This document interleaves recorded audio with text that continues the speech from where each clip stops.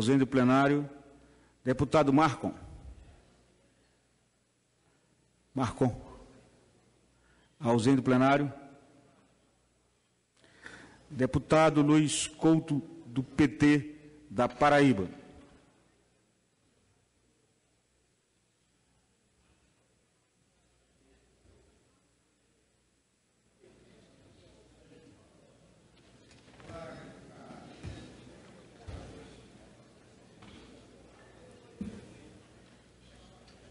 Senhor presidente, ministro Bezoini, em primeiro lugar, eu queria parabenizá-lo pela forma como apresentou com clareza, com transparência, aquilo que o Ministério das Comunicações está realizando e as propostas que tem para fazer com que as comunicações no Brasil se tornem cada vez mais o espaço que possa chegar à população. Em segundo lugar, parabenizar pela escolha do companheiro Emiliano para trabalhar nas comunicações. É uma referência e a certeza de que nós estamos também contentes com a sua designação para colaborar com as comunicações em nosso país. Eu levantaria algumas questões que já foram também colocadas aqui. Quando se fala de democratização do meio de comunicação, há uma reação como se isso fosse algo estranho. Ou seja, nós verificamos, por exemplo, que tem capitais que têm uma única rádio comunitária. E tem vários pedidos, solicitações. Algumas delas foram naquele tempo que a polícia ia lá e prendia e levava tudo, né? E aí chegava lá um político, que é proibido ter, dizia, olha, se você me der 80% da programação, eu consigo recuperar a sua rádio e trazer para cá. Nós temos que acabar com isso aqui. Isso ou seja, como tem muita gente que bota laranja para cuidar de rádio comercial, de TV e tudo mais. Isso é democrático para eles. Ou seja, na realidade mostra de que é preciso não ter duas linguagens. Uma, para mim, é democracia, para outro é bolivarianismo, etc. A segunda coisa é com relação à questão, já foi tratada aqui, da internet também, que é um aspecto que é importante e que nós verificamos de que há segmentos querendo, inclusive, até adentrar dentro das redes sociais, né? Porque acho que essa é a grande liberdade, né, dos debates que tem, e é claro que deve ter sempre o respeito à verdade, que é o elemento fundamental para a comunicação. E, finalmente, eu queria dizer também sobre esse debate que Vossa Excelência coloca do marco legal das comunicações. Não foi dito de modo algum que Vossa Excelência, que o governo vai apresentar uma proposta, vai fazer debate, chamando todo mundo para debater. O que não pode é deixar de debater. Aí sim seria democrático. Então, nesse sentido, eu quero parabenizá-lo pela forma e também pelo trabalho que vem realizando.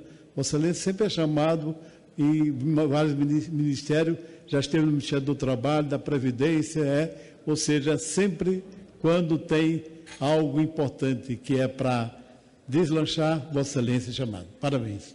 Com a palavra o deputado Assis Carvalho, do PT do Piauí.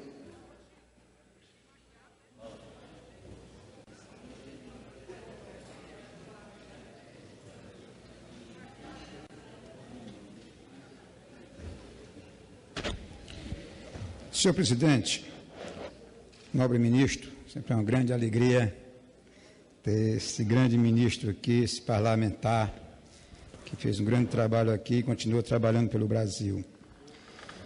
Queria, senhor ministro, tratar praticamente de 2 pontos. Reiterando a necessidade de lutar por uma banda larga, fazer com que a internet chegue com mais força ao interior do nosso país, até mesmo porque tem um grande projeto no Ministério da Saúde, e esse projeto da saúde, trabalhado juntamente com o Ministério das Comunicações, que é a necessidade do ESUS, o ESUS-AB, que ele possa chegar aos 38 pontos da unidade básica de saúde para que a gente possa ter o melhor controle e reduzir o custo, que se perde muito nesses ralos por falta de comunicação. Uma outra é a nossa luta pela democracia das comunicações, pelo menos pequenos meios. Eu tive a felicidade ainda, como seu auxiliar no nosso movimento bancário ali nos anos 90, foi o meu presidente da associação da CNB, Confederação Nacional dos Bancários, e eu era membro da executiva, e ali a gente já fazia um grande debate sobre as rádios comunitárias. Infelizmente, com grande enfrentamento com os grandes meios, e que não conseguimos avançar como deveríamos.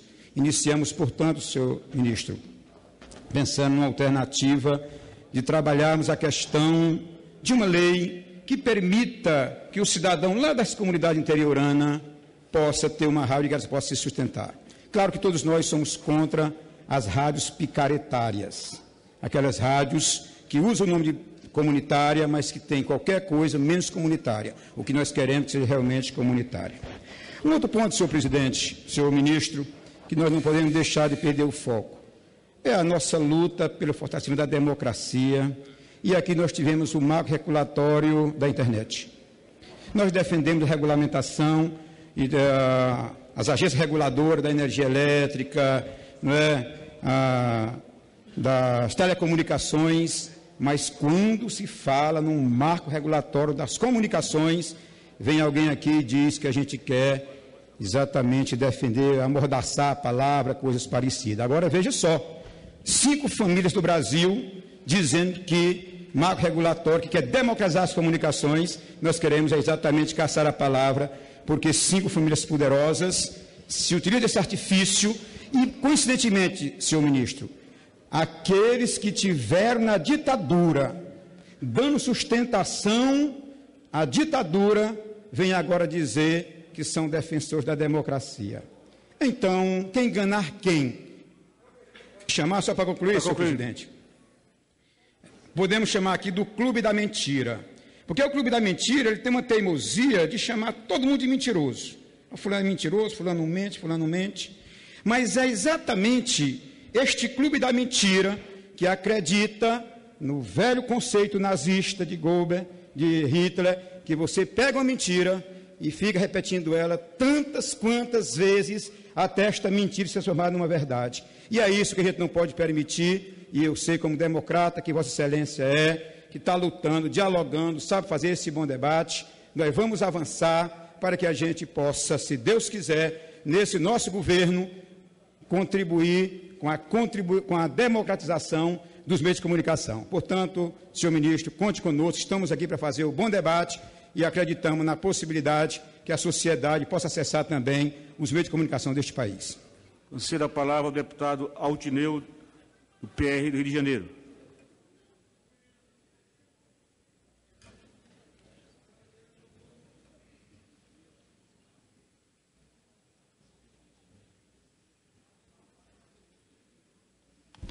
Senhor presidente, senhores deputados, ministro Berzoini, para mim é uma honra estar aqui hoje podendo ter a oportunidade de fazer um questionamento ao senhor. Nós já estivemos juntos lá no Rio de Janeiro, a nossa cidade de São Gonçalo, de Itaboraí. Ministro, é apenas para... Eu não tenho nenhum conhecimento profundo nessa matéria. Nós sabemos que as tarifas de telefonia no Brasil, se não me engano, são reguladas pela Anatel. Gostaria, se eu pudesse, até a nível de... para que eu possa ter um conhecimento maior, esclarecer um pouco isso, como funciona a regulação dessas tarifas, e se existe uma previsão do Ministério para que, ao longo desses próximos anos, a gente possa conseguir aí reduzir essas tarifas, já que também não tenho certeza, mas, segundo os comentários, as tarifas no Brasil ainda são altas. Então, nessa oportunidade, eu gostaria de agradecer ao senhor e que o senhor pudesse nos estar aí esclarecendo essas questões. Muito obrigado. Concedo a palavra à deputada Moema Gramacho. Ausente do plenário. Concedo a palavra ao deputado Paulo Teixeira, o Pauleiro, do PT de São Paulo.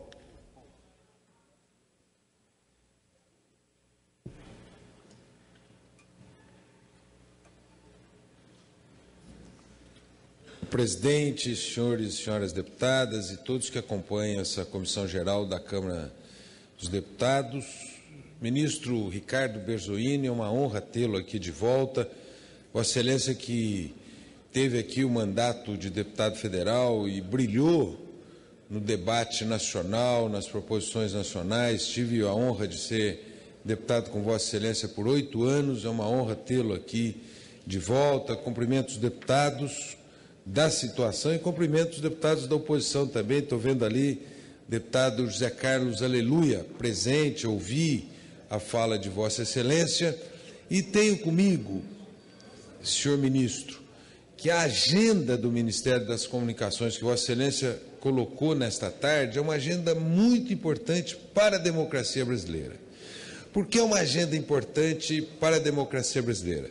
Em primeiro lugar, é uma agenda que pretende alargar o acesso às comunicações.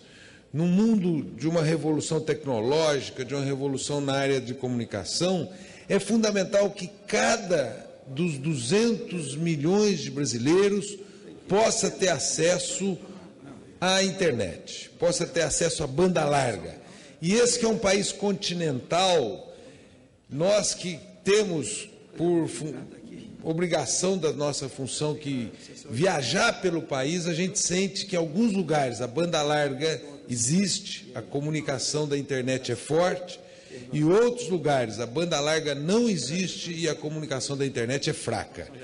Fundamental para a democracia brasileira, para o acesso à informação, para a educação, que nós consigamos ter uma banda larga forte em todo o território nacional, inclusive para a área de educação, porque a tendência é o fim do livro, como ele é feito hoje na forma física, para o conhecimento virtual. O segundo tema, além da internet de banda larga, é a regulação da telefonia. Nós precisamos ter uma regulação forte da telefonia para que todos tenham um bom serviço de telefonia, um serviço barato de telefonia. E o terceiro aspecto para o país é a atualização do marco de comunicação.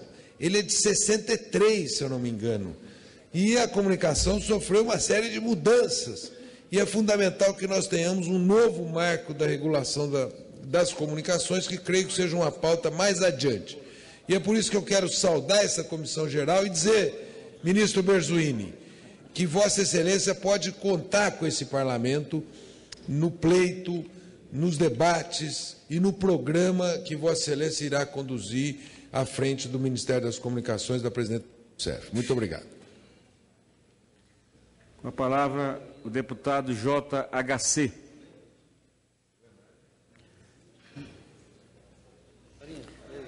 Está ausente do plenário, Sua Excelência?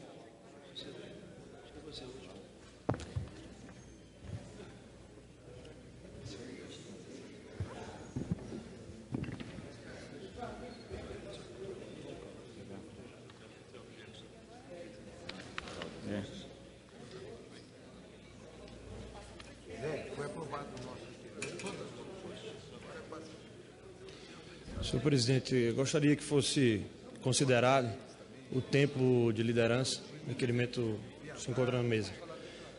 Senhor ministro, agradecer especialmente por estar presente nesta casa e podermos fazer um debate democrático que está sendo assistido e acompanhado agora por milhares de brasileiros, especialmente pela minha juventude, que quer ver um país que tenha oportunidades iguais para todos, e oportunidades para todos significa democratizar o acesso à informação neste mundo globalizado e competitivo que nós temos hoje.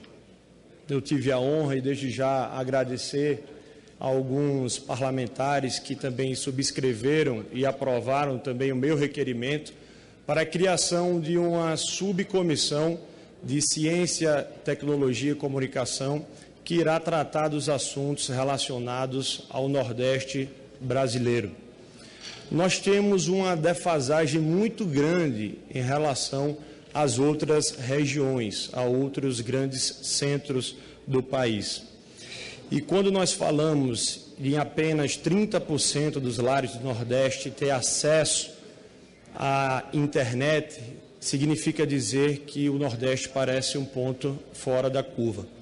E nós temos que inserir, dentro da nossa lógica de federação, o desenvolvimento igual para todos. Então, com isso, eu já gostaria, desde já, de fazer um convite ao senhor ministro também para que pudesse participar e acompanhar a instalação desta comissão, que será de suma importância para o povo brasileiro. Parabenizar também pela modernização de telefones públicos, como eu já venho acompanhando, os incentivos fiscais do programa de banda larga, acompanhei isso enquanto deputado estadual na Assembleia Legislativa de Alagoas, em que o CONFAS liberou os estados que quisessem aderir ao convênio para também poder dar esse incentivo. Lamentavelmente, o estado de Alagoas não aderiu, mas fiz o meu apelo, que não foi atendido, e conto com a sensibilidade do atual governo. Vamos discutir também uma forma de podermos levar a comunicação, a cobertura de telefonia móvel à zona rural. Nós sabemos que o campo precisa, nós sabemos que a nossa juventude ela precisa estar totalmente conectada, e nós temos vários povoados no estado de Alagoas, como no Nordeste brasileiro, que também precisa dessa cobertura para se comunicar com o mundo. Então, nós precisamos democratizar o acesso nós precisamos fazer a inclusão digital, nós precisamos democratizar o acesso à informação, à comunicação, como uma forma de transparência e de dar publicidade também no que acontece no nosso país e no mundo. Significa um cidadão conectado, significa um jovem que a partir daí pode também ter acesso à educação, estar bem preparado, respaldado para enfrentar as adversidades e os desafios contemporâneos de um mundo globalizado. Então, gostaria de, mais uma vez, agradecer a presença do senhor ministro e muito obrigado pela tolerância, presidente, e agradecer a todos os colegas que aprovaram este requerimento para essa subcomissão de Ciência, Tecnologia e Comunicação. Muito obrigado, ministro.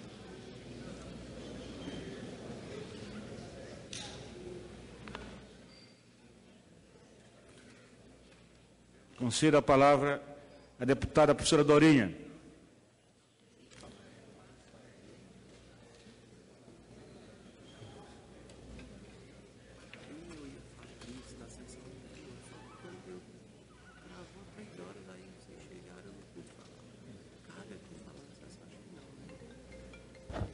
Boa tarde, senhor presidente, senhor ministro, senhoras e senhores deputados e deputadas.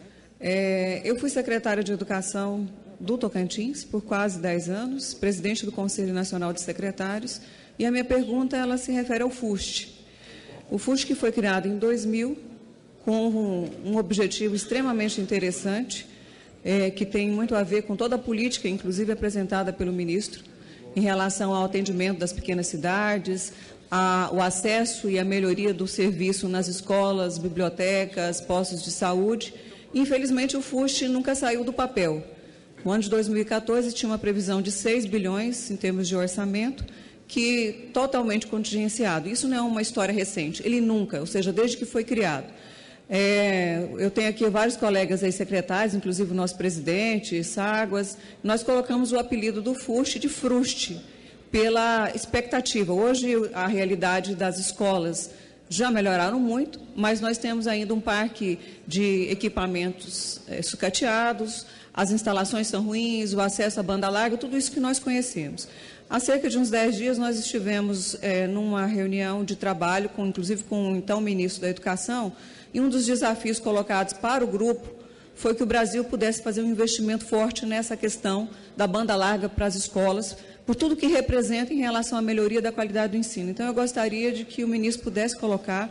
Nós temos um projeto do ministro Mercadante pronto para votar em relação, inclusive, ao FUST e à regulamentação, e o volume de recursos que poderiam estar à disposição, que vem, inclusive, de contribuições de todos nós brasileiros, né? Todos nós, ao pagarmos pelo serviço, nós contribuímos com o fundo e tem outras fontes que o ministro conhece bem. Qual é a expectativa? Qual é a expectativa que as escolas, em especial os municípios menores e os serviços públicos de saúde e educação podem ter para que o FUST saia do papel e se consolide numa política real de atendimento à população? Muito obrigada.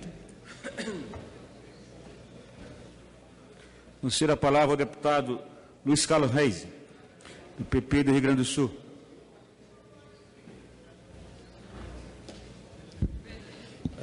Senhor presidente, colegas parlamentares, senhor ministro Berzoini, seguramente eu acho que esse assunto Vossa Excelência já deve ter sentido e também já sentiu e já recebeu essas reclamações aqui dentro do plenário que nós estamos com relação à questão da telefonia. Meu telefone é da Vivo, né, e não se consegue falar aqui dentro do plenário da Câmara dos Deputados. A gente faz uma ligação e as pessoas não nos escutam, a gente liga para a pessoa e não consegue receber. Isso é um problema, né, que nós temos aqui. Nós trabalhamos também na Comissão de Agricultura, plenário 6, já reclamei para a direção da casa, o engenheiro Silvio tem se empenhado, já conversou com o pessoal da Vivo, da TIM, não é uma companhia, todas. Eu estava essa semana agora no plenário 14, numa audiência na quarta-feira, da mesma forma. Então, vários pontos aqui da Câmara dos Deputados, nós não conseguimos ter acesso. Ontem, o pessoal do meu gabinete me passava e-mail durante uma sessão que a ministra Cátia Abreu estava conosco e eu não conseguia receber o e-mail. Eu vou no meu apartamento, que é na 311, não consigo falar no telefone. Chego no apartamento embaixo, fala. Subo no terceiro andar do 311, não falo no telefone. 311 Sul. Eu estou em Porto Alegre, Rio Grande do Sul. O apartamento que eu moro, no centro da cidade de Porto Alegre, também não pega telefone. Então, isso é um problema generalizado, senhor ministro. Eu acho que nós, e aqui na casa também, presidente Maranhão, nós vamos ter que fazer, especificamente na comissão, né, uma reunião envolvendo a Anatel, envolvendo o Ministério, envolvendo também as próprias empresas, né, que a gente possa ter esta situação resolvida, porque é um problema. Imagina, a gente quer falar no telefone, não consegue falar, se paga caro, né, e a gente não consegue ter acesso, né, aos telefones. Então, esse é um fato que eu queria deixar registrado, né, para que a gente possa, não sou só eu, o deputado Esperafico, o meu é Vivo, o dele é TIM, hoje procurava o telefone dele. Ontem pegava o telefone de 3 ou 4 deputados e nenhum telefone funcionava. E também, senhor ministro, na questão, nós temos uma emissora de rádio, né, que está lá no Rio Grande do Sul, o pessoal aguardando, está fazendo uma ampliação. Emissora pequena, no interior, São Cepé, a Rádio Cotricel, e esse processo faz 3, 4 anos que se arrasta com relação ao aumento de potência, porque dizem que fica aí, ele está distante do Uruguai, em torno de 150 quilômetros. Aí tem que consultar Uruguai, Argentina, todo o Mercosul, para poder autorizar um pequeno aumento depois, uma pequena emissora do interior do Rio Grande do Sul. Então, esse registro também gostaria de fazer, né, em nome da questão da telefonia, que é geral, não é apenas aqui em Brasília, né, e a gente tem que cobrar das empresas e tem que fazer essa cobrança que eu estou fazendo nesse momento aqui. Muito obrigado, senhor presidente. Conceda a palavra ao deputado Ricardo Izar. Senhor presidente, senhor ministro, nós tivemos o prazer de estar junto agora em Barcelona, na Mobile, lá. O ministro foi muito receptivo lá com os parlamentares, nós trocamos uma ideia. Mas eu tenho uma dúvida que a gente aprovou há pouco tempo atrás, até com muita discussão aqui no plenário da Casa, o Marco Civil da Internet. Foi uma questão polêmica e acho que até um pouco apressada, a forma como foi aprovado. E a gente viu agora que nós proibimos os provedores de tecnologia de segurar o login de quem acessa e tudo. Agora nós tivemos recentemente problema com o juiz federal na questão do WhatsApp, que ele mandou os provedores de tecnologia retirarem o WhatsApp do ar, deu uma polêmica grande. Isso foi um erro claro do texto do Marco Civil. Isso tem alguma condição da gente consertar isso? Que providência vai ser tomada?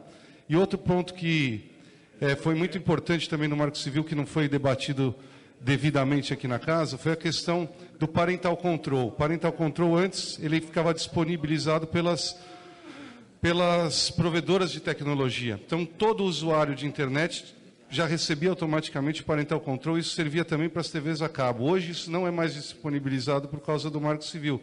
Você tem que baixar um sistema para... E nem todo mundo tem acesso a isso, nem todo mundo tem conhecimento. Isso também pode ser revisto ainda, já que a gente tem que combater a pornografia aberta na rede de internet. Eram esses dois questionamentos.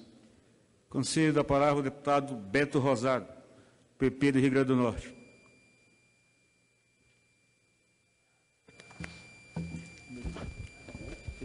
Senhor presidente, senhor ministro das Comunicações, Ricardo Berzoini, eu quero aproveitar aqui esse momento para informar que na minha cidade, Mossoró, no Rio Grande do Norte, nós recebemos, no ano de 2013, a instalação da empresa AIC. A AIC é uma empresa de call center. Ela iniciou suas atividades gerando em torno de 2.000 empregos e hoje já conta com 5.000 empregos diretamente gerados naquelas instalações. E na cidade de Mossoró, uma cidade de em torno de 250 mil habitantes, essa é uma obra, uma ação importante. São profissionais que estão entrando no mercado de trabalho, muitas vezes é o primeiro emprego de muitos moçoroenses, e isso gera uma expectativa, gera uma condição financeira para entrar em universidade particular, movimenta o setor econômico da cidade, como também movimenta o setor de educação. Então, agora, na semana passada, o governo federal mandou para aqui, para a Câmara, uma emenda, um projeto de lei de número 863 de 2015. Então, eu apresentei uma emenda de número 22, que se trata da contribuição previdenciária à Receita Bruta. O projeto original de 2% que está do pagamento das receitas brutas, isso é um incentivo que é gerado para essas empresas, está sendo modificado para 4,5%. Então, isso é do Fundo Previdenciário, o valor, a minha emenda é que se mantenha esse fator de 2% para que essas empresas, principalmente as empresas do setor de comunicação, de call center, ela tem o objetivo de garantir esses 26 mil empregos formais gerados por essa atividade e que gera também uma massa de 300 milhões em salários para essas atividades. Então, temos diversas empresas no ramo, como a empresa Teto, gerando 100 mil empregos, a empresa Contax, que gera também em torno de 100 mil empregos diretos, e a empresa AIC, que gera no Brasil em torno de 35 mil empregos, em Mossoró já estamos gerando 5 mil empregos. Então, eu peço um apelo ao governo federal, uma sensibilidade para esse setor da economia que precisa de um incentivo e de um apoio do governo federal. Então, nós não podemos perder esse incentivo que só traz bons resultados para o setor da economia brasileira. Muito obrigado. Concedo a palavra ao deputado Vicentinho, PT de São Paulo.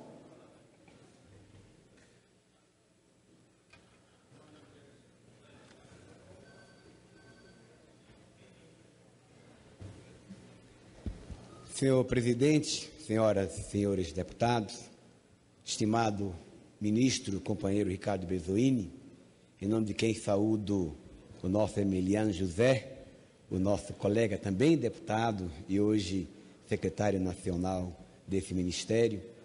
Primeiro eu queria dialogar com os nossos telespectadores e com os senhores aqui presentes para uma coisa que eu considero extremamente importante e talvez isso incomode a muita gente. É o fato de que a comunicação é um patrimônio do povo. E com base nessa concepção de que a comunicação é um patrimônio do povo. Isso incomoda a muitos que se arvoram como representantes do povo, mas que atuam de acordo com o interesse dos grupos oligopolistas e dos grupos econômicos desse país. Imagine como esses grupos ficam chateados quando o povo pobre passa a ter direito à internet. Como esse povo fica chateado quando se descobre que as rádios não serão somente para grupos que manipulam a opinião pública desse país, mas é para o povo. Todas as cidades tendo rádio comunitária como eco da sociedade. Imagine esses grupos e seus representantes que aqui se encontram, como é que eles ficam quando sabem que o Ministério, através do ministro Ricardo Bezoini, que cumpre um papel de Estado, e por isso tem que ser respeitado, sabem que as rádios a serem atendidas não podem ser somente as grandes rádios, mas, sobretudo, a maioria absoluta das rádios pequenas e do nosso povo. É papel do Estado, portanto, o Estado assegurar ao nosso povo o porto seguro da comunicação. E quando se fala na rádio para todos, na TV para todos, na internet para todos, já vem os agoureiros dizer que isto é controle da mídia. Estou dizendo isso, inclusive, olhando para o nobre deputado Aleluia, que aqui está e fez uma fala muito forte sobre isso. Deputado Aleluia, quando nós falamos que é preciso democratizar os meios de comunicação, não é amordaçar, não é nada disso, mas é um direito que nós, cidadãos brasileiros, teremos de não passarmos o que já passaram as famílias, como da Rua Cuba, lá em São Paulo, ou de outras que foram condenados pela grande mídia, porque a notícia da condenação foi desse tamanho, mas da absolvição foi do tamanho de uma formiga, se é que teve a notícia da absolvição. Então, muitas vezes, a mídia não cumpre o seu papel de assegurar a verdade para todos, de assegurar o direito. E por esta razão, está correto o povo brasileiro, está correto nós, quando queremos que os meios de comunicação sejam instrumentos do povo, democráticos, é o que nós queremos. Informação para todos em condição de igualdade. Nesse sentido, a sua presença aqui, prezado ministro, esse pouco tempo que nós temos, é de grande qualificação para este parlamento, que deve se pautar de acordo com a vontade do povo e não de acordo com a vontade dos grupos econômicos desse país. Obrigado, presidente. Concedo a palavra ao deputado Afonso Florense, do PT da Bahia.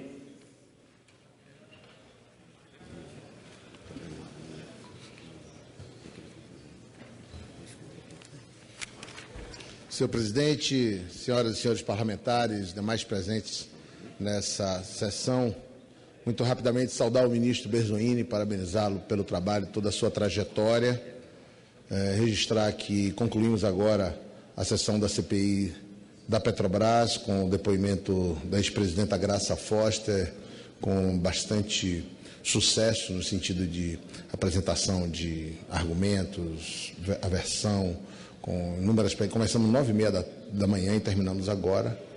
Por isso, cheguei nesse momento, presidente, ministro, mas rapidamente registrar a importância para nós dessa tarefa que o senhor, ministro, tem pela frente. Nós viemos de um processo de redemocratização onde conquistamos a liberdade de expressão, a liberdade de imprensa, valor fundamental da democracia. Avançamos de forma ainda incipiente, mas começamos a avançar na busca de uma política nacional de comunicação social. As rádios comunitárias na década de 90 foram uma referência de conquista da sociedade civil. Hoje, organizações da sociedade civil têm acesso a esse instrumento. Há ainda uma imprecisão, é importante avançarmos no raio de cobertura, né, no controle social, para que, de alguma forma, seja possível viabilizar economicamente, sem subordiná-las a uma dinâmica comercial. É importante, obviamente, preservar o espaço da mídia comercial, mas é importante também consolidar o espaço da mídia pública, né? Em especial ampliando raio de cobertura do sinal das comunitárias e fazendo novas concessões. Invariavelmente, essas rádios prestam um serviço importante para a população, de forma a aprofundar e oportunizar acesso a essa mídia. Quero registrar também, senhor ministro, que nos 8 anos do governo Jacques Wagner tivemos uma profícua experiência de existência de um Conselho Estadual de Comunicação Social. Realizamos uma primeira conferência anterior à Conferência Nacional de Comunicação Social na Bahia, no governo Jacques Wagner. A segunda conferência estadual foi a primeira, em função do arranjo nacional. Avançamos em importantes debates, defendendo a liberdade de expressão, a liberdade de imprensa, mas também uma política nacional e uma política estadual de comunicação social. Muito obrigado e sucesso, ministro, nas suas tarefas futuras. Concedo a palavra ao deputado Leonardo, PT do Acre.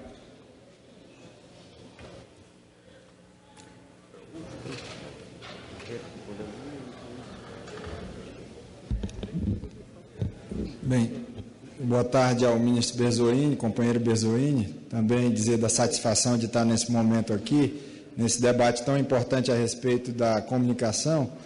Também, como o deputado Afonso, não pude, no primeiro momento da sua exposição, estar aqui.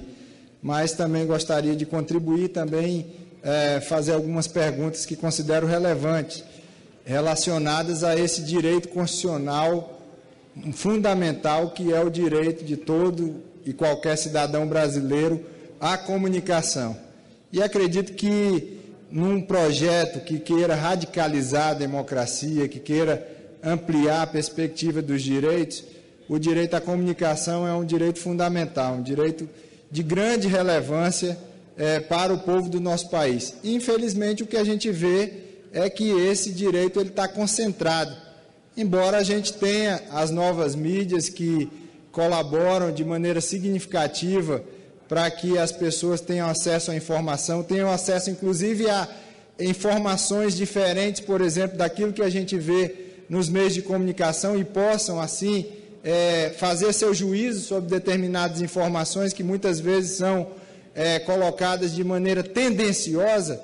É fundamental que a gente possa ter um projeto, sim, claro, de democratização dos meios de comunicação no nosso país.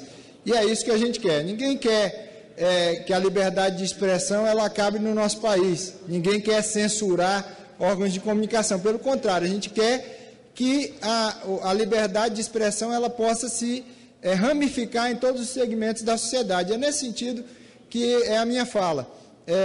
Hoje nós temos os artigos da Constituição que precisam ser regulamentados. Eu quero saber o que o Ministério das Comunicações está pensando nesse sentido. E também algumas preocupações. Por exemplo, hoje um dos programas que vão ser carro-chefe, pelo menos foi na campanha da presidenta Dilma, o programa Banda Larga para Todos. E o estado do Acre, que é o meu estado, a gente já tem uma política nesse sentido, uma política estadual, e a gente tem, por exemplo, a perspectiva de que nos linhões a gente tem cabos de fibra ótica. E eu queria saber, os linhões da Eletrobras, queria saber se o Ministério está pensando alguma coisa a esse respeito. E também fazer uma pergunta a respeito do que está sendo pensado para o sistema público de comunicação, no caso do Sistema Nacional. Seriam essas as minhas palavras, agradecendo ao ministro já por antecedência. Muito obrigado, ministro. Esclarecemos que não há mais oradores inscritos. Antes, porém, vamos conceder a palavra ao deputado Aleluia, que pediu a réplica por seu nome ter sido... Após a fala do ministro? Ok. Então, nós... sim. Eu vou ser obrigado a pedir a tréplica. Vamos ouvir o ministro, que fará as suas considerações. Esclareço que tiveram a participação de 7 líderes e de 24 deputados, o que demonstra que o tema suscitou, senhor ministro, uma boa compreensão, apesar do horário, mas o debate, com certeza, vamos crescer e ter condições de oferecer ao país aquilo que a transparência entre os poderes pode construir de forma pedagógica. Com a palavra, senhor ministro Ricardo Berzoini. Agradeço, senhor presidente. já me inscrevo para a tréplica. Certamente o Aleluia vai se inscrever para a quadréplica. E vamos até a noite toda aqui. Mas, primeiro, cumprimentar a todos os parlamentares que fizeram questionamentos, todos muito qualificados, visando justamente esse contraditório. Como eu disse no início, é uma pena que tenha sido transferido das 9 da manhã para as 15 horas, porque certamente nós teremos muito mais parlamentares aqui em função até dos horários de voos, tal, muitos têm que se retirar. E alguns que perguntaram não estão mais presentes, mas responderei à casa e aos telespectadores da TV Câmara e ouvintes da Rádio Câmara, e também aos internautas.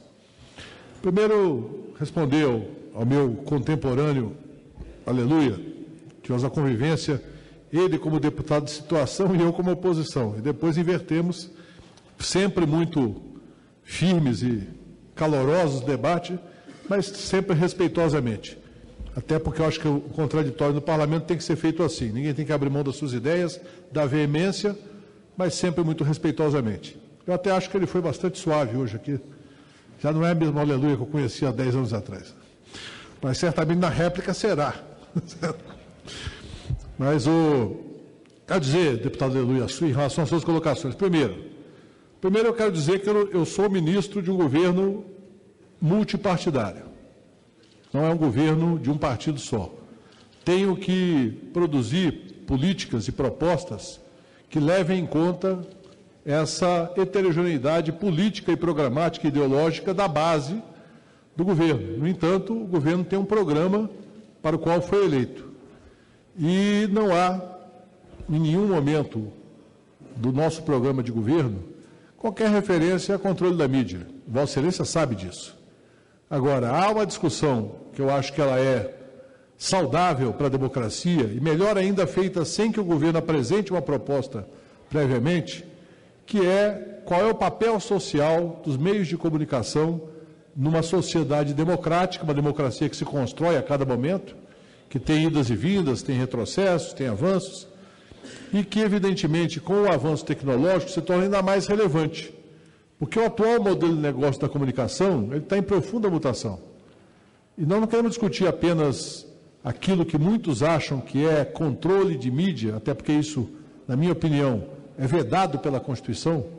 A Constituição Federal Brasileira, ela tem uma cláusula pétrea, que tem várias cláusulas pétreas, mas uma específica, que é a liberdade de expressão. Ela é cláusula pétrea no artigo 5º da Constituição, e o Constituinte fez tanta questão de dar esse sentido de fundamento da República, que repetiu no artigo 220. Ou seja, ele foi redundante propositalmente. E no primeiro parágrafo ele repete de novo, já tratando da liberdade de informação jornalística. Então, eu que sou um estudioso, não sou advogado, sou estudioso como parlamentar, como militante da Constituição, eu digo que o meu entendimento é que a liberdade de expressão é cláusula pétrea, inviolável. Nem que se constitua uma maioria nesse Congresso para atenuar ou revogar a liberdade de expressão, certamente o Supremo Tribunal Federal zelará para que esse absurdo não se cometa. Agora, se é verdade que é cláusula pétrea, também é bom lembrar que os constituintes fizeram questão de estabelecer no próprio caput, observado o texto dessa Constituição. Ou seja, e depois, no parágrafo 1º, estabelece que, observados os incisos tais e tais e tais do artigo 5º. Por que os constituintes fizeram isso? Exatamente para deixar claro que, como qualquer outro direito constitucional, ele deve ser observado combinado com os outros direitos. Os pétreos com os pétreos e não pétreos. E os não pétreos com os pétreos. Ou seja, é um direito que se combina. Por exemplo, o direito à honra não deve ser observado pela liberdade de expressão? Eu estou dizendo uma redundância, porque, na verdade, a lei de 62 já diz isso. Muita gente que não leu o que está em vigor ficaria muito preocupado com o que está em vigor. poderia considerar restrição à liberdade de expressão, mas não, foi a preocupação do legislador dos anos 60 de combinar a liberdade de expressão como cláusula pétrea, naquela época já, com a necessidade de que todos que praticam qualquer atividade em qualquer área da sociedade observem que existem direitos a serem combinados. Então, é nesse sentido que eu acho que esse debate não deve ser feito com preconceito, com a visão, não, isso é bolivarianismo, não, isso é censura, isso é restrição. Não, vamos debater. Quem sabe eu possa convencer Vossa Excelência de alguma coisa e Vossa Excelência possa me convencer de alguma coisa. Antes que se produza uma proposta, porque quando se produz a proposta, aí o debate já começa a ficar muito mais acirrado. E já começa, muitas vezes, até por conveniências partidárias que são legítimas, a se ter posições à direita ou à esquerda contra o que se produziu com muito esforço para tentar produzir algo que seja viável de ser aprovado. E, evidentemente, é legítimo que partidos marquem posição, mas é legítimo também que pessoas busquem, parlamentares ou não parlamentares, busquem produzir sínteses, produzir consensos para além do maniqueísmo ou da tática partidária. E eu acho que um parlamentar brilhante como Vossa Excelência, militante, digamos, disciplinado do parlamento, certamente terá essa abertura para dialogar. Então, convido Vossa Excelência para que possamos dialogar sobre isso. Reservadamente e publicamente dialogar sobre isso. Eu sou defensor intransigente da liberdade de expressão. Não tenho qualquer tolerância com restrição à liberdade de expressão. Agora, sei, por estudar a Constituição há muitos anos, desde o tempo do sindicato, que a liberdade de expressão, como qualquer outra liberdade, ela é combinada com outras liberdades. O direito de ir e vir não me permite entrar na sua casa sem a sua licença. O direito a determinadas regras trabalhistas não permite mitigar a liberdade de iniciativa. Ou seja, a Constituição é um todo e nós procuramos observá-la de maneira combinada e harmônica entre os diversos direitos. Quero dizer também, homenageando um ministro do governo Fernando Henrique Cardoso, já falecido, Sérgio Mota, que ele tomou uma medida muito importante para fazer uma regulação pontual da mídia. Até a sua passagem pelo Ministério, as concessões eram distribuídas, até que na Constituinte teve a acusação de que foram distribuídas centenas, se não milhares, de concessões do país. E foi o ministro Sérgio Mota que estabeleceu que deveria haver licitação. Então, para mostrar, inclusive, que não há maniqueísmo da minha parte, pelo menos, eu quero dizer que o ministro Sérgio Mota deu um passo importante. Deu outro passo importante.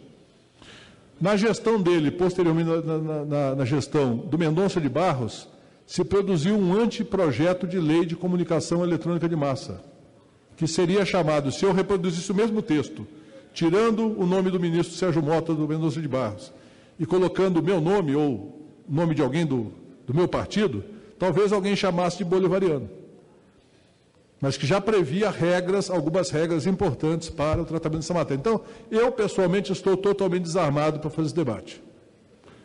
Guardei a minha proposta, a minha visão, a minha concepção em casa, porque eu tenho opinião sobre isso, mas como ministro eu não devo priorizar a minha opinião, eu devo procurar construir algo que seja útil para a sociedade, mesmo que seja diferente da minha opinião, aliás, preferencialmente diferente da minha opinião.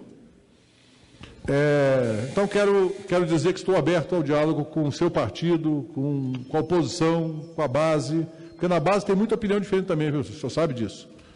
A base é bastante plural em relação a esse tema.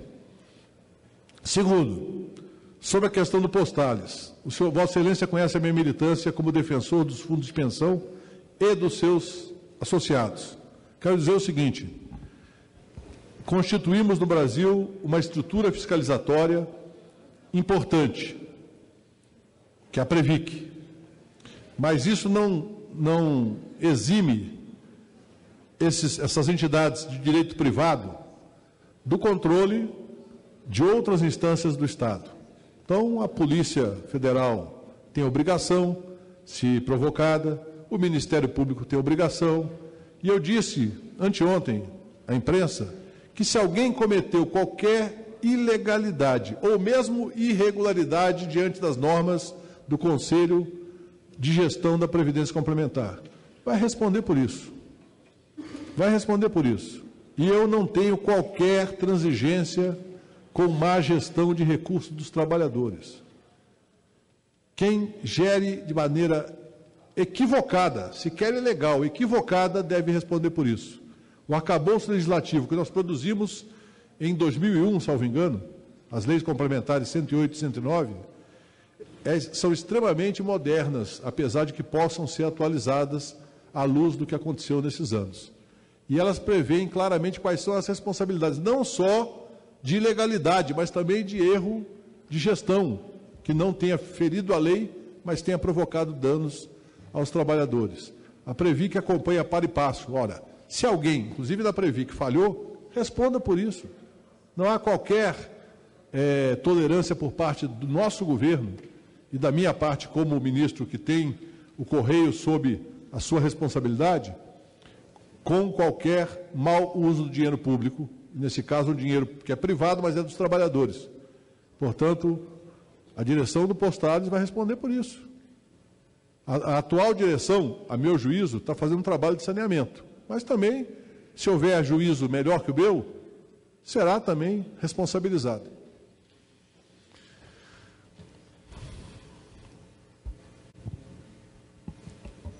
Bom, o deputado Kleber Verde colocou a questão importante que foi a atuação da Câmara no sentido de ampliar sua capacidade de comunicação através da TV digital. Foi dito posteriormente, acho que foi pelo deputado, depois eu vou localizar qual foi o deputado que falou, que a TV Câmara não está na TV aberta. Através da TV digital está com toda a possibilidade de ter TV aberta nas maiores cidades do país, nas capitais e nas cidades médias, ou até, se tiver fôlego, em mais cidades. A TV Câmara é um instrumento de democratização da comunicação, porque permite ao parlamento, que é plural, se comunicar diretamente com a sociedade sem depender da mediação de quem tem outros interesses ao divulgar a atuação do parlamento. Eu costumo dizer que a Câmara e o Senado são muito maltratados, porque só se mostra o que acontece de ruim aqui, raramente se mostra o que acontece de bom. E vocês que estão aqui acompanhando esse debate até essa hora sabem que nas comissões, nas subcomissões, nas reuniões partidárias, nas reuniões de bancada, 95% é atuação de mandatos populares representando a opinião dos eleitores.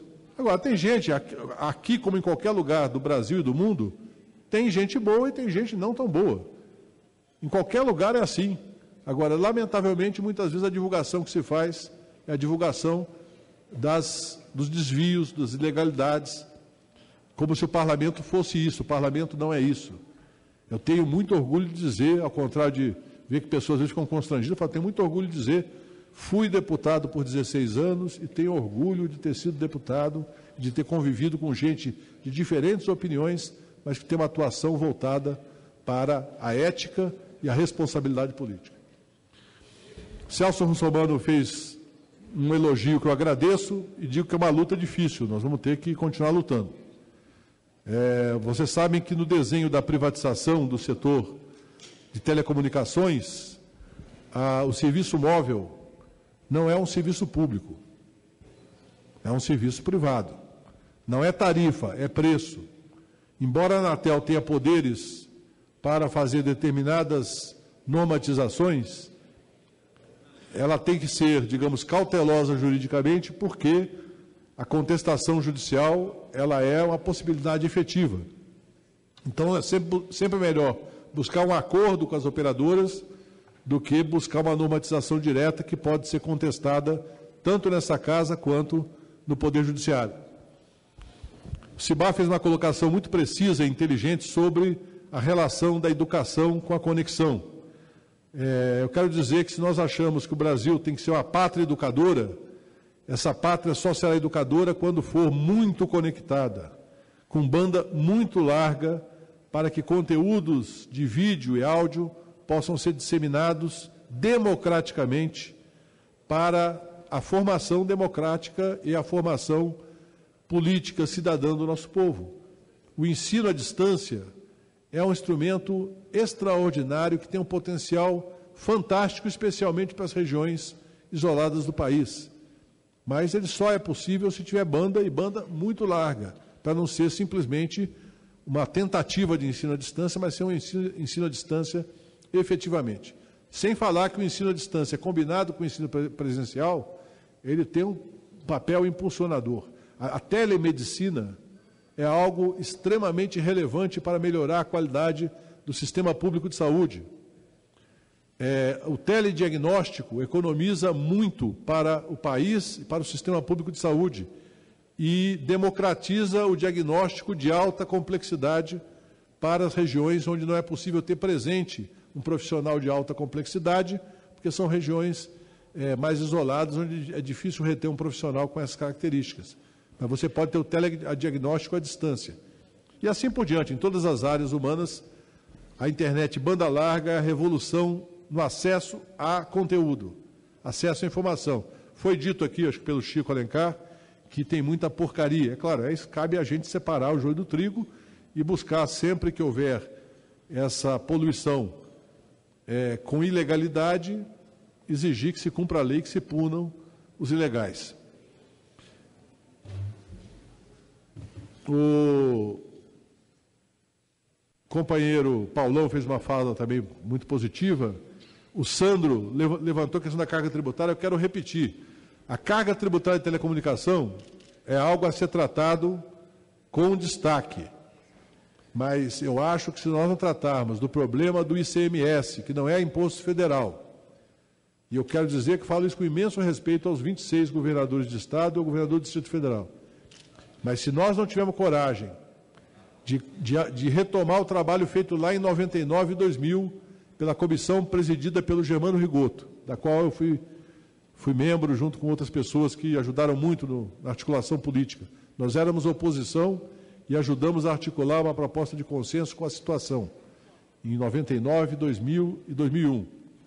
E, lamentavelmente, o governo não quis muito diálogo com essa comissão, apesar de ser 2/3 de membros de partidos da então situação, que era o PSDB, o então PFL e outros partidos, o próprio PMDB, que também era a base do governo Fernando Henrique Cardoso.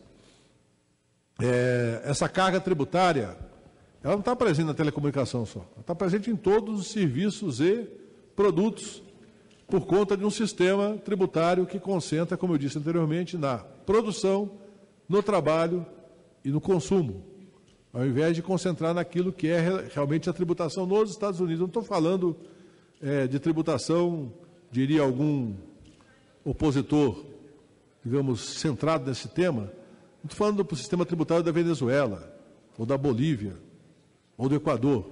Estou falando do sistema tributário dos Estados Unidos da América, que, se aplicado ao Brasil, mudaria bastante a tributação sobre os pobres, principalmente. Os pobres seriam menos tributados e os ricos seriam mais tributados. Justamente tributados, inclusive, de maneira adequada e equilibrada, como é nos países mais avançados. A questão do FUST, eu acho que é um debate que nós vamos ter que fazer com o Congresso Nacional e com a área econômica do governo. Porque, de fato, se é um fundo para universalização, lamentavelmente foi criado como fundo contábil e não financeiro. Se fosse um fundo financeiro, deputada Dorinha, estaria disponível. Como é um fundo contábil, ele faz parte do resultado geral fiscal do país. Aí, desde o governo Fernando Henrique, passando pelo governo Lula, passando pelo governo Dilma, toda a área econômica busca produzir o resultado melhor possível para a sua estratégia macroeconômica. Evidentemente, o FUST é uma das pecinhas desse resultado, mas eu defendo que nós tenhamos uma estratégia para retomar a função institucional do FUST. Não quero iludir que isso é fácil de fazer. Isso não é fácil de fazer. Isso tem que ser construído. Sobre a questão do TCU, que está nos cobrando critérios metodológicos para estabelecer o preço das outorgas em geral, especialmente da migração de AM para FM, eu espero dialogar diretamente com ele nas próximas semanas para a gente eliminar as dúvidas. O problema é que algumas informações que o TCU acha importante ter para definir essa metodologia, não há previsão legal de fornecimento das emissoras para o Ministério das Comunicações. Então, nós teremos que abrir um diálogo com as entidades representativas para ter, mesmo que sejam informações agregadas e não individualizadas, mas por faixa de população e de faturamento, de potência e de área de abrangência, nós podemos ter os critérios metodológicos para definir o preço das outorgas em geral e especificamente, que é o mais premente, as outorgas de AM para FM, da migração de AM para FM. Paz Landim fez uma série de elogios à nossa conduta, eu agradeço.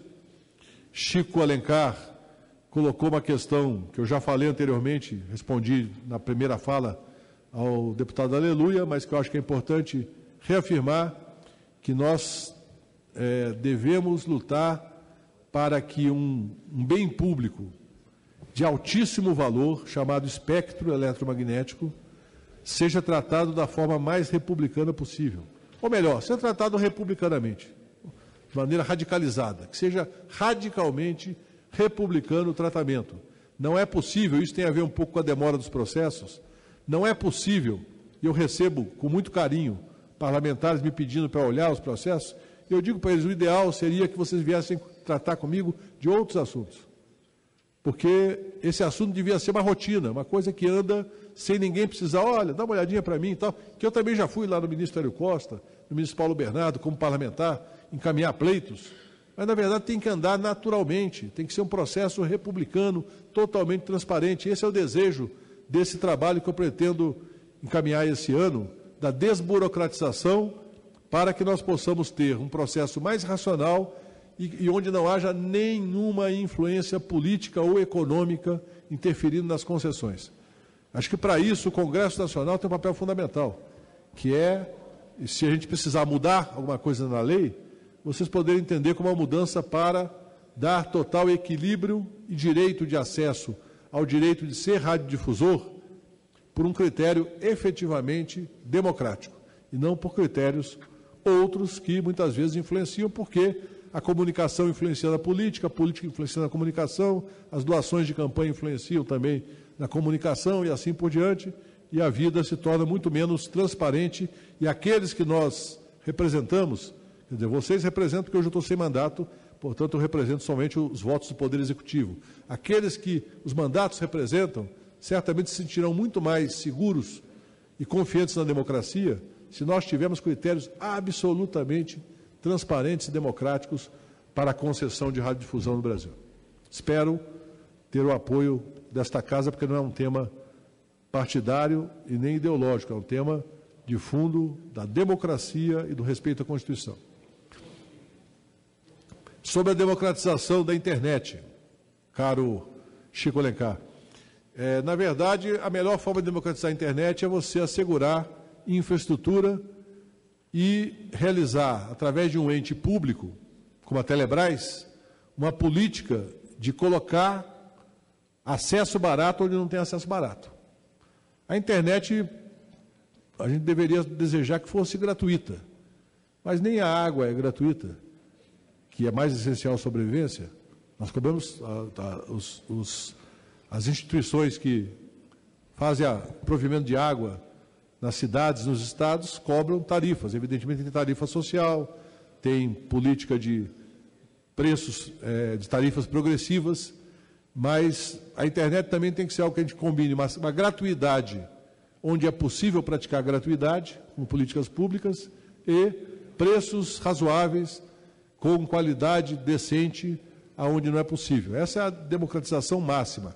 Agora, tem uma outra questão, que não sei se faz parte da sua pergunta, mas que nós estamos tratando internacionalmente, que é a democratização da gestão da internet. Hoje, ela está concentrada em um único país, através do ICA, que é nos Estados Unidos da América, através de uma instituição privada, que o ICA é uma instituição privada. A partir da crise de 2013, NSA, Snowden, se estabeleceu um movimento mundial capitaneado pela presidenta Dilma Rousseff, com a participação importante da Angela Merkel, com a participação de vários outros países, que cobraram que haja uma instituição multilateral e multissetorial.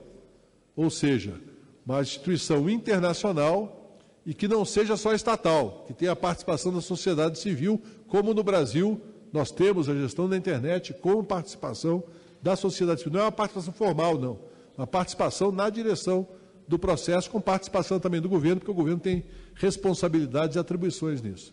Então, esse debate, esse ano temos vários eventos que vão acelerar esse debate. Lá em Barcelona, tratamos disso com autoridades norte-americanas, francesas, argentinos, espanhóis, colombianos, sobre a necessidade de termos um entendimento, para não ter um conflito, sobre a questão da gestão mundial da internet. E no Brasil, a gestão efetivamente é democrática. A gestão do sistema internet do Brasil pode ser mais democrática, mas sempre é possível aperfeiçoar a democracia. O deputado Aliel Machado, do PCdoB, também fez considerações importantes sobre a questão da mídia, sobre celulares. Eu quero dizer que a tendência da sociedade é que nós tenhamos cada vez mais a internet ser algo móvel, mobile, como se fala internacionalmente, ou seja, internet fixa, é algo que vai continuar importante, mas a predominância vai ser a mobilidade. Para ter mobilidade com qualidade, é preciso ter infraestrutura pesada. O investimento das operadoras privadas e do setor público terá que ser muito grande. E nós vivemos um período de, digamos, restrições orçamentárias. Nós vamos precisar lutar, enquanto pessoas convencidas dessa tese, lutar dentro do governo, lutar aqui no Congresso, para que nós possamos reforçar a infraestrutura, apesar das limitações orçamentárias no setor público e um desaquecimento da economia no setor privado. Deputado Zé Geraldo falou da dificuldade... antes o Givaldo falou sobre a questão das rádios comunitárias. Eu disse no início, Givaldo, cadê o Givaldo? Acho que teve que sair, né? Eu falei no início que uma das prioridades é a desburocratização. E a desburocratização tem que começar pelas rádios e TVs educativas, pelas rádios e TVs comunitárias e pelas pequenas rádios comerciais das pequenas cidades. Não podemos tratar do ponto de vista burocrático, até porque a Constituição nos orienta a não tratar, não podemos tratar uma pequena rádio de uma cidade de 10 mil habitantes com a mesma burocracia que uma rádio comercial de São Paulo ou de Salvador. Não devemos tratar e não podemos tratar. Então, a desburocratização começa de baixo para cima. Se pudermos chegar em cima, queremos chegar em cima também, queremos facilitar, do ponto de vista burocrático, a vida dos grandes radiodifusores também. Mas queremos começar de baixo para cima. Conversei já bastante com a ABERT e com outras entidades de radiodifusores. Independente de eventuais divergências sobre outros temas, temos um diálogo muito fluido e com o objetivo de construir efetivamente uma mudança nesse panorama de 20 e tantos mil processos andando a passo de tartaruga. Nós queremos que os processos possam ser muitos milhares, mas andando a passos muito velozes, para que a gente possa apurar. Tem direito a exercer radiodifusão? Concede. Não tem, não concede, acabou. É claro que tem questões técnicas que são específicas, que a Anatel é o braço do Ministério para essa avaliação, mas até essas questões podem ser desburocratizadas. Até porque onde há escassez, o mercado paralelo fica muito valorizado. E tem muita gente que é especializada no mercado paralelo, de transferências, de outorgas. Então, se nós tivermos mais fluidez, mais rapidez, ao invés de se fortalecer o mercado paralelo, se fortalece o mercado primário, que é o poder concedente do Estado. Zé Geraldo falou da questão da fibra ótica no Pará. Nós estamos olhando o Estado do Pará com carinho e atenção, porque é um Estado muito peculiar, pela extensão, pelas condições geográficas, e certamente no Plano Nacional de Banda Larga, na atuação da Telebrás, o Pará vai ter uma atenção especial. Já avançou nesses últimos 4 anos, pode avançar mais.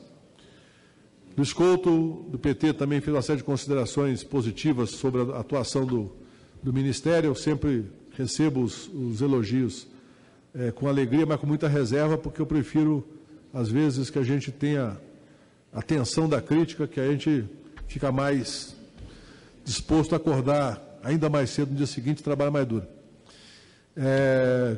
Altideu, que está aqui na primeira fila, falou da questão de como é a questão dos preços e tarifas no setor. Eu estava até aqui mostrando para o nosso presidente que nós tivemos uma boa notícia no momento em que as tarifas são pressionadas, como o setor de telecomunicações tem uma discussão de amortização dos investimentos. Nós tivemos agora, no mês de fevereiro, a redução das tarifas de ligação de fixo para móvel em 22% na mesma cidade, em 14% em cidades diferentes com o mesmo DDD e em 12% em cidades com DDDs diferentes. É óbvio que nós desejamos reduzir ainda mais. Há uma projeção de que nos próximos 4, 5 anos as tarifas vão ser reduzidas ainda mais e os preços da telefonia celular tendem também a não subir, porque há uma competição efetiva no mercado e há ganho de escala. Com a ampliação da base, que foi possível graças, inclusive, à incorporação no mercado de trabalho de 20 milhões de pessoas em 12 anos, nós temos hoje uma base muito maior, portanto, os custos fixos das operadoras estão reduzindo.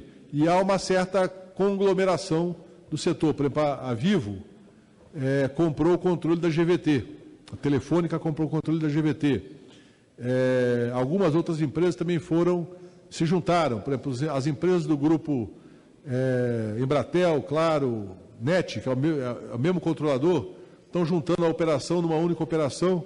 Agora a tendência é vender o combo e não vender o produto separado, embora eles tenham a obrigação de vender os produtos separados também.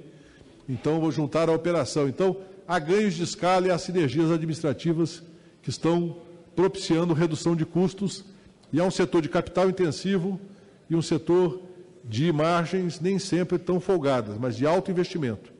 Eles têm que investir pesado. Hoje eu recebi o Grupo Algar, que é um grupo que muita gente não conhece, mas oferece todo o serviço de comunicação aqui na região do Triângulo Mineiro, entra um pouco em São Paulo. Eles estão prevendo também investimentos fortes, embora seja uma operadora pequena em relação às outras, mas exerce um papel importante de concorrência na região ali do Triângulo Mineiro. Paulo Teixeira também falou de tarifas e outras questões importantes. O JHC, nosso João Henrique Caldas, falou sobre conexão e educação, que é o mesmo tema que já foi desenvolvido anteriormente. É fundamental.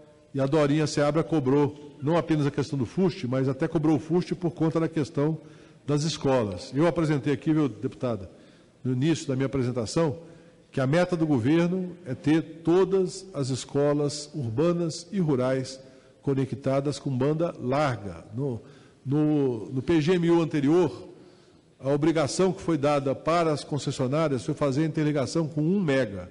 1 mega naquela época era até uma coisa razoável. Hoje 1 mega ninguém quer mais, principalmente uma escola. Uma escola precisa de 25 mega, de 50 mega. Então, nós estamos estruturando de maneira a pensar como chegar a esses 50 megas numa parceria público-privada, com recursos orçamentários e com recursos de leilões reversos de crédito do Fistel e com recursos também das próprias operadoras como troca pelas obrigações do antigo PGMU. O primeiro PGMU, quando foi privatizada a telefonia, ele baseava as coisas mais importantes, era a loja, ou seja, ter o posto telefônico, uma lojinha com possibilidade de fazer ligações, de atendimento, e orelhão. Alguns orelhões no Brasil hoje, alguns não muitos, recebem uma ou duas ligações, fazem uma ou duas ligações por mês. Então, separando aqueles que disseminou muito o celular pré-pago, então se tornou menos relevante. Mas tem algumas regiões onde ainda é importante. Então, o que nós estamos cobrando da Anatel é que faça o mapeamento de onde o telefone público ainda tem utilidade relevante e onde não tem, discutir como trocar por outras obrigações na área da banda larga, para que as operadoras privadas também assumam novas responsabilidades em relação, principalmente não, quem tem obrigações nesse caso são as concessionárias, que é outra confusão que é muito feita, que concessionárias são aquelas que participaram da concessão lá atrás, dos anos 90, 96, 97. As demais que operam só, por exemplo, serviço de celular ou outro tipo de fixo, um exemplo, por exemplo, essas que vendem a TV, a internet e o fixo e que não são concessionárias, porque outras vendem e são concessionárias, essas não têm obrigações decorrentes da concessão, porque não são concessionários. O deputado Reis falou do celular aqui no plenário da Câmara, nas comissões. Em qualquer lugar do mundo onde você tem uma grande concentração de celulares, a dificuldade aumenta. Claro que a gente não deve se conformar com isso, mas é verdade. Por exemplo, agora lá em Barcelona, quem estava lá em Barcelona sabe disso, tinha mais de 100 mil pessoas de fora da cidade nesse evento e não se conseguia falar no celular em Barcelona. Nós temos que encontrar soluções técnicas adequadas. O governo reduziu a tributação, isentou da tributação as small cells, as pequenas antenas. Talvez seja o caso aqui na Câmara de pensar com a engenharia da Câmara e das operadoras uma rede de antenas menores dentro do próprio recinto para poder irradiar e para poder receber aqui dentro do plenário, das comissões. Tal. É uma questão técnica que pode ser tratada com a Anatel, pode ser tratada com as operadoras e com a engenharia da casa. É claro que seria importante os parlamentares interessados fazerem uma visita à Anatel para conhecer lá os painéis de controle que a Anatel tem sobre a qualidade da telefonia e a vigilância que a Anatel faz. Evidentemente, como qualquer serviço que depende de energia elétrica, depende de condições climáticas, porque o celular é afetado por condições climáticas, depende muitas vezes de outras questões técnicas, eventualmente não ficamos satisfeitos com o serviço. A meta tem que ser a máxima qualidade possível, evidentemente lembrando que é uma operação complexa em certas regiões, como na região amazônica, em algumas regiões isoladas de todos os estados. O deputado Reis falou que tem rádio lá que ele está acompanhando a tramitação com processo de 3 ou 4 anos. Eu assinei há uma semana um processo de 2002. 13 anos. E, para mim, eu fico chocado cada vez que eu vejo um processo de 13 anos. Não tem sentido. No século XXI, nós temos um processo que dure mais do que 2, 3 anos, no máximo. Quem sabe 6 meses. Quem sabe, no máximo, 1 ano. Não faz sentido. Agora, é óbvio que tem a estrutura do Ministério, que tem limites, mas tem problemas burocráticos lá que podem ser mudados com normas infralegais, outras com normas que têm que ser mudadas pelo Congresso Nacional e que podem desburocratizar efetivamente a radiodifusão no Brasil. Deputado Ricardo Izar, que sempre que eu ouço, me lembro com saudade, com carinho do pai, porque é exatamente cópia idêntica do pai, é o DNA ali absoluto, falou sobre a questão do marco civil e se nós não erramos na confecção. Errar na confecção de alguma lei sempre é possível. Eu acho que na neutralidade nós não erramos.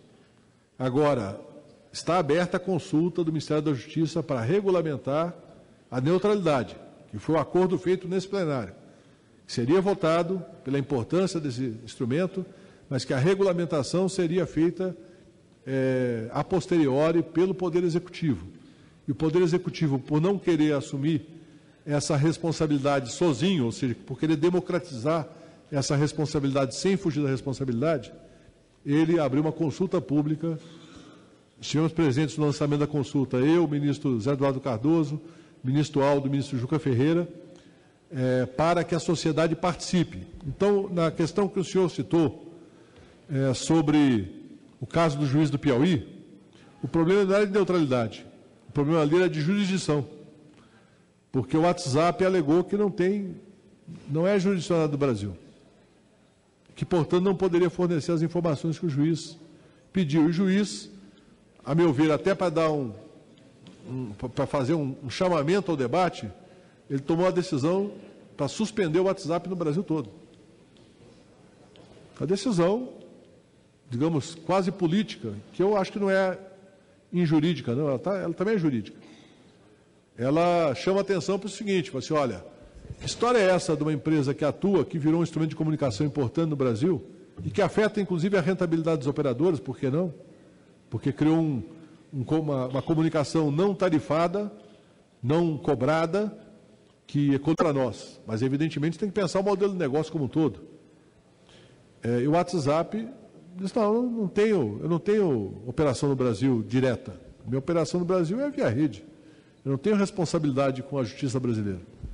Então, esse é um debate importante sobre as grandes redes sociais mundiais, Facebook, o próprio Google, que é um pacote de serviços de redes sociais, Yahoo, WhatsApp e outros, Instagram. Assim, como é que você faz um pacto? E por isso a necessidade da discussão sobre a governança mundial da internet, e não a governança só nacional. Qual é o papel dos países centrais nesse processo, dos Estados Unidos, que demonstrou que tem um grande interesse de conhecer os detalhes da vida alheia, através de operações como a da NSA. Como é que você faz para garantir o direito do cidadão? Como é que você faz para garantir a eficácia da justiça brasileira? Isso a neutralidade não afeta. A neutralidade diz o seguinte, você não pode barrar, a operadora não pode barrar ou limitar, em termos de velocidade, o serviço A, B ou C. Ela tem que oferecer como se fosse uma rua de trânsito livre, ela tem que oferecer trânsito livre para todo mundo. Se ficar lento, vai ficar lento para todo mundo. Se estiver rápido, é rápido para todo mundo. Então, esse é o conceito de neutralidade, que é no sentido de não ter censura política, de não ter censura econômica, de não ter política de discriminação comercial, de fazer da internet um instrumento realmente democrático. E eu acho que foi um acerto a neutralidade. Agora, tem uma decorrência da neutralidade que precisa ser discutido. Grandes operadoras de serviços de internet que usam muita rede e que não investem em infraestrutura. Por exemplo, as operadoras de serviços de cinema pela internet. Não quero citar o nome aqui, podemos citar, Netflix. Ela usa a rede, muita rede. Mas quem fornece essa rede? E que não pode tarifar esse serviço. Então, a neutralidade tem decorrências que precisam ser tratadas juridicamente, sem ferir a neutralidade, mas permitindo, por exemplo, conceitos de equilíbrio de competição econômica, de capacidade de utilização da infraestrutura e de preservar a rentabilidade de quem fornece a infraestrutura, ainda que cobre por ela. Porque senão nós vamos ter uma situação em que grandes operações mundiais, talvez situadas em paraísos fiscais, elas operam usando a rede do mundo todo, lucrando altíssimo, sem deixar qualquer tipo de contribuição aos países em geral, deixam num ou no outro país e acabam por prejudicar o próprio desempenho da rede. Por fim, o Beto Rosado falou sobre a questão da contribuição previdenciária dos call centers. Cadê o Beto aí, não? Eu queria responder brevemente, porque o tempo já avança bastante. Eu quero dizer o seguinte, a desoneração da folha foi uma política pensada originalmente para aumentar a competitividade do setor público brasileiro, do setor privado brasileiro, especialmente em bens que enfrentam competição com outros países no mercado externo e no mercado interno. Mas, no ano passado, por vários motivos, foi muito ampliada. Então, por exemplo, setores como esse setor de serviço, é uma dúvida se deve ter um tratamento diferenciado ou não, mas foi mantido o tratamento diferenciado no projeto enviado pelo Executivo. Só se mudou a alíquota. Ou seja, eu tenho dúvida até se deve manter, sinceramente. Aqui eu não estou falando como governo, porque o governo tem uma área que cuida disso, não é minha. Falando como analista desse tipo de assunto, tenho dúvida até que se tinha que manter. O governo manteve, só ajustou as alíquotas, porque é necessário para preservar a sustentabilidade da Previdência Social. É necessário para sustentar a viabilidade de benefícios que estão hoje sendo questionados, inclusive, qual a forma de sustentar no médio e longo prazo. O deputado Afonso Florense falou bastante sobre a questão do acesso, explicitou a questão do Conselho de Comunicação Social da Bahia, que é uma experiência importante. O Léo do PT também enfrentou a questão da internet como direito e da necessidade de debater a expansão do sistema. Nós estamos debatendo justamente isso agora no Ministério e aceitamos sugestões, contribuições, e quero vir aqui às comissões específicas das duas casas para discutir esse assunto. a comissão, o Léo falou ainda da questão da regulamentação dos artigos da Constituição. Essa é a discussão que a gente tem feito, como eu falei com o deputado Aleluia há pouco, dos linhões da Eletrobras. A Eletrobras já está dialogando com o Ministério para a utilização da fibra ótica dos linhões no Plano Nacional de Banda Larga. Claro que tem que preservar os interesses da Eletrobras, mas é uma empresa pública. E o sistema público de rádio e televisão, que é um sistema fundamental para o país. O sistema público de rádio e televisão, eu costumo dizer que a TVE do Rio, que é a federal, a TV Cultura de São Paulo, que é estadual, elas têm uma história de contribuição para a cultura e para a democracia muito importante. Muitos de nós aqui aprendemos a gostar de cinema brasileiro, de conhecer o teatro brasileiro, de conhecer alguns temas importantes através do documentário, através da TV pública. Não que a TV comercial não possa cumprir esse papel também pode, mas ela estabelece, inclusive, uma referência de qualidade. Lamentavelmente, em alguns estados é usada, muitas vezes, há acusações de uso digamos, distorcido da TV pública, mas isso é para ser corrigido com política, com convencimento e assim por diante. Mas a posição nossa no Ministério também, em relação à TV pública, liberar o máximo possível para quem quer fazer parte do sistema público nacional, fortalecer, não está no âmbito do nosso Ministério, mas fortalecer a experiência nacional de TV pública, que não é TV estatal, que é outra coisa, porque a gente confunde TV pública com TV estatal. Queremos que essas experiências sejam as mais democráticas possível, com a participação da sociedade civil na gestão, não ser uma gestão de governo apenas, mas participação da sociedade. Enfim, é um tema relevante para essa política de comunicação. Então, eu queria, antes de encerrar e ouvir a réplica do deputado Aleluia, de quem mais quiser usar o dia de réplica, dizer que o nosso Ministério está totalmente aberto e chamando, não é que está aberto passivamente, não está aberto chamando os parlamentares para comparecer, conversar comigo, com os secretários, e a gente não ficar numa relação distante. Como eu falei na abertura, eu sou parlamentarista, e para mim, quando se fala governo, não se fala em poder executivo. Para mim, quando se fala governo, se fala poder executivo e poder legislativo, e com o papel também do controle do poder judiciário. Então, quando a gente fala de governar o Brasil, não é o poder executivo só que governa. A situação e a oposição também participam, através das suas emendas, suas propostas, seus discursos, do governo nacional. E o nosso Ministério está sendo conduzido com essa ótica. Deputados, senadores e a sociedade civil são muito bem-vindos ao Ministério para qualquer tema pertinente à atuação do Ministério. Obrigado.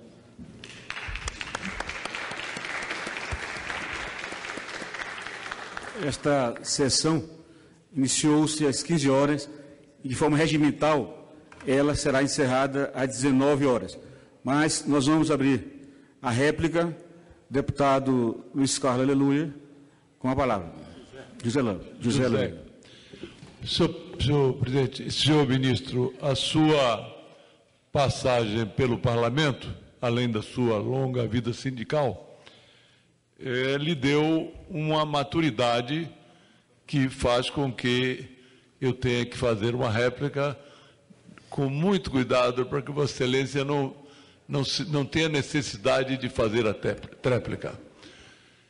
Vossa Excelência, de forma muito hábil, tratou do assunto que terminou sendo o assunto que dominou a sua apresentação, embora Vossa Excelência tenha feito uma exposição extensa e fundamentada sobre os planos do Ministério, mas o debate terminou girando basicamente em torno da questão do controle social da mídia, do controle econômico da mídia, e Vossa Excelência saiu bem na medida em que admitiu reconhecer como cláusula pétrea a liberdade de imprensa.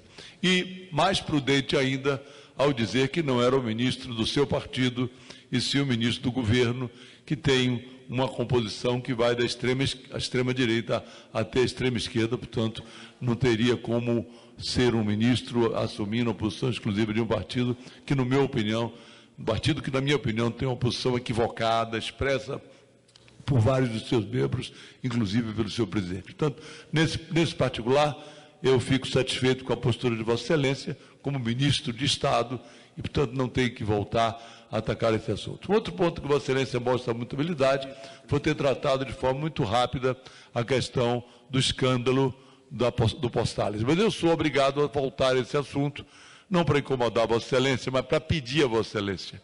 Vossa Excelência disse que insinuou, com muita competência, que a Polícia Federal teria que fazer o seu papel.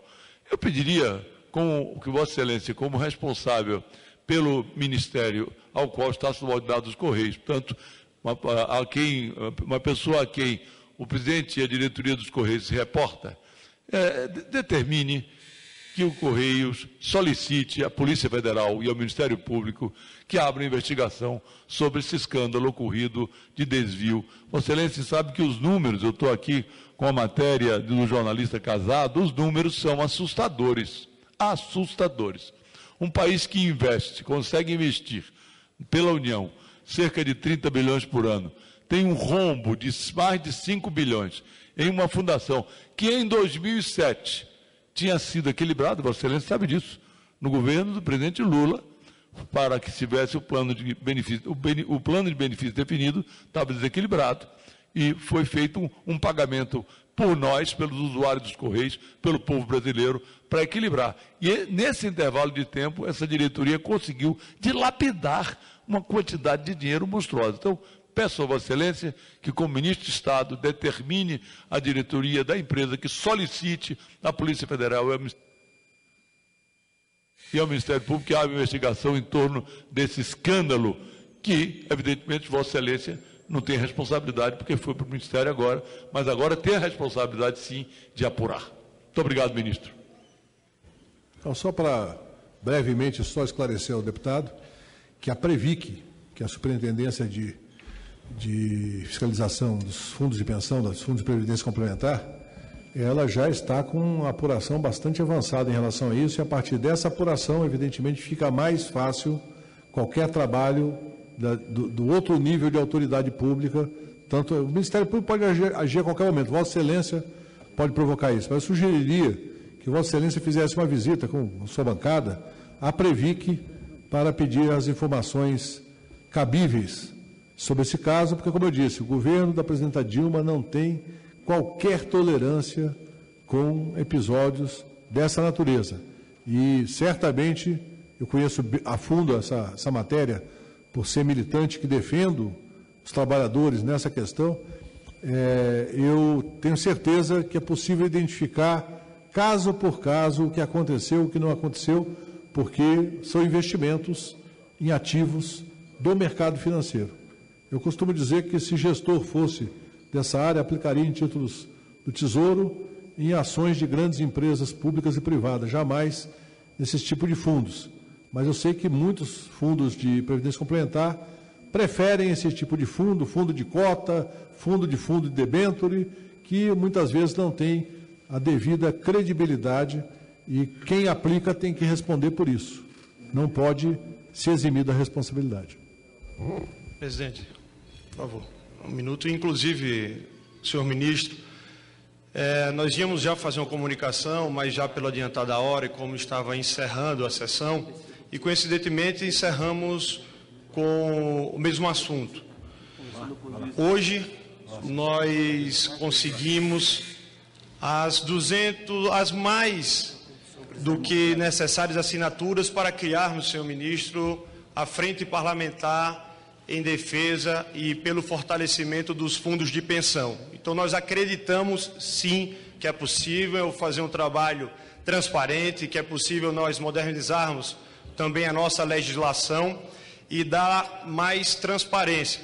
Então, para isso é necessário que nós tenhamos nesta casa uma porta de entrada para essas discussões, desmistificar, alguns tabus, e os fundos de pensão no mundo inteiro, eles movem a economia, movem o mundo, e isso precisa ser despertado no cidadão brasileiro, e o Fundo de Previdência Complementar, com certeza o ministro, que é um conhecedor da área, poderá também colaborar com essa frente parlamentar. Então, agradecer aos nobres colegas, vamos estar discutindo de forma transparente, democrática, e faço já o convite desde já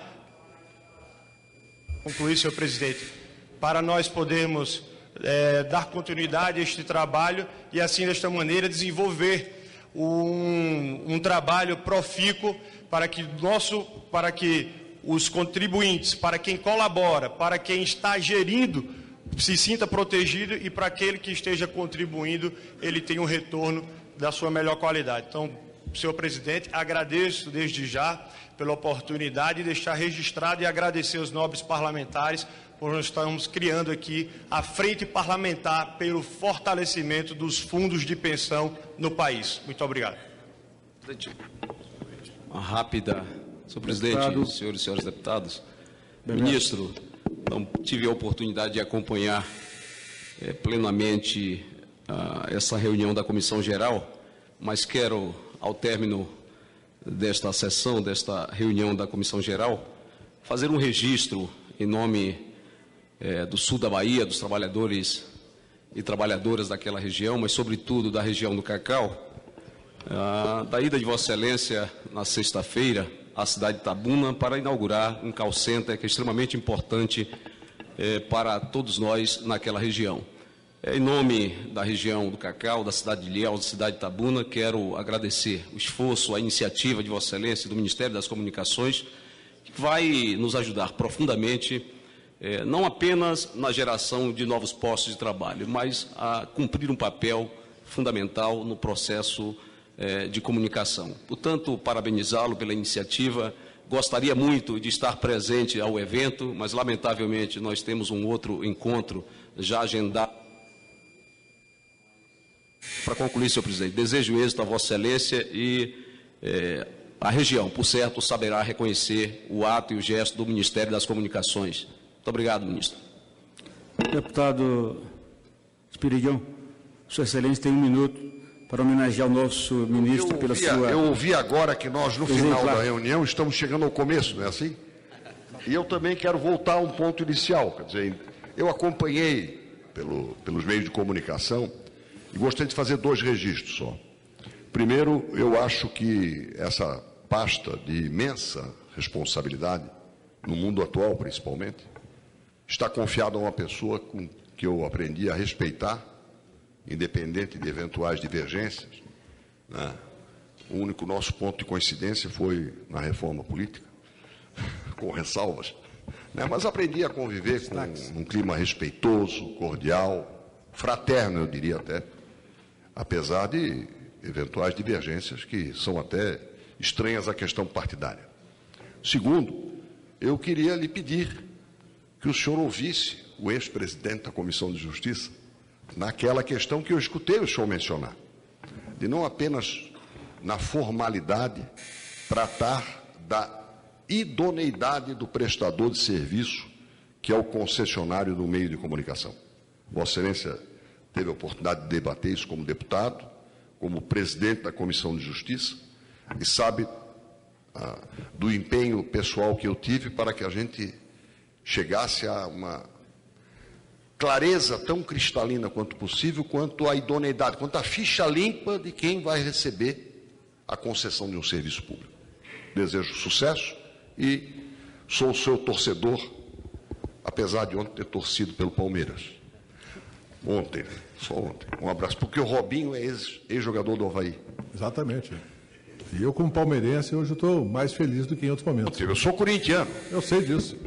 Presidente, rapidamente registrar também uma saudação ao ministro pela ida dele amanhã à cidade de Itabuna e a inauguração desse importante equipamento para a Bahia e para a região. Obrigado, presidente. É a Bahia de todos Só para também registrar, senhor presidente, tive a informação agora que são 227 parlamentares apoiadores da Frente Parlamentar em defesa e do fortalecimento dos fundos de pensão. E um ex-parlamentar aqui também. Me convide para a instalação que eu virei com prazer. Com certeza, será uma honra para nós. Muito obrigado.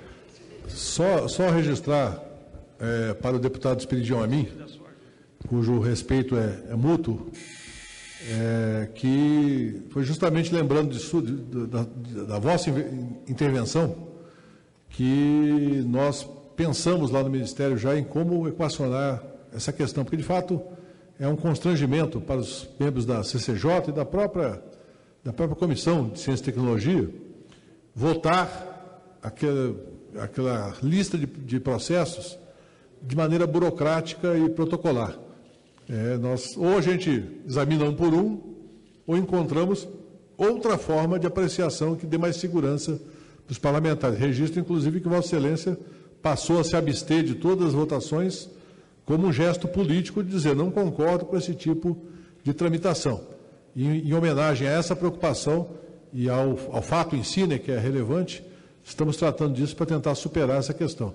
Se necessário, propor mudança na lei, vamos propor e contar com o apoio de pessoas como Vossa Excelência, preocupadas com essa transparência em relação a um bem público, que é o espectro eletromagnético, que é um bem muito valioso. Muita gente acha que, não, mas são só ondas no ar. Não, isso daí tem uma lucratividade imensa para várias atividades humanas, é um bem de interesse público do ponto de vista da segurança, da defesa civil, de outras áreas. Nós precisamos gerir com responsabilidade o espectro eletromagnético no nosso país. Então, obrigado e vou chamá-lo lá no Ministério para a gente conversar sobre isso. Senhores deputados, senhor ministro, chegamos ao final. Com certeza o balanço é positivo, compreendendo que pedagogicamente o ministro fez um bom debate e recolhe para esta casa grandes contribuições.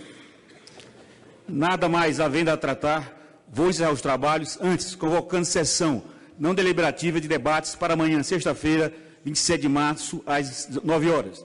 Lembro que haverá sessão não deliberativa solene amanhã, sexta-feira, 27 de março, às 15 horas, em homenagem ao Dia Internacional da Síndrome de Down. Está encerrada a sessão.